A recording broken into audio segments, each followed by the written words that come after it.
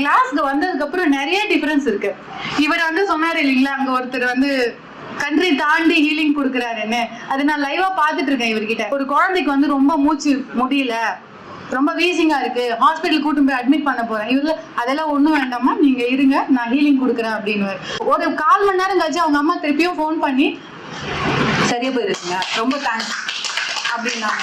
இது என்ன இது? அதான் ஏன்னா நான் வந்து லைவா அவர் கூடவே இருந்து பாத்துட்டு இருக்கிறதுனால எனக்கு அது எப்படி எடுத்துக்கிறதுன்னு தெரியல. வரும்போது ஒருத்தர் ரொம்ப முட்டியை பிடிச்சிக்கிட்டு ரொம்ப தாங்கி தாங்கி நடந்து வந்தாரு. கிளம்பும் போது என்கிட்ட வந்து தேங்க்ஸ் சொல்லிட்டு, நான் இவரை பார்த்தது வந்து பிளஸிங்மா, இது பாருங்க இப்ப நல்லா நடக்கிறேன், காலை உதவி உதவி காமிக்கிறாரு.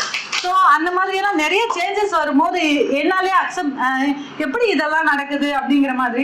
அப்புறம் தான் ஒரு நாள் பார்த்தா ஒரு அம்மா ரொம்ப தலைவலியில துடிச்சிட்டு வந்தாங்க. இவர் வந்து படுக்க வச்சு ஏதோ கட்டளை எல்லாம் போட்டாரு.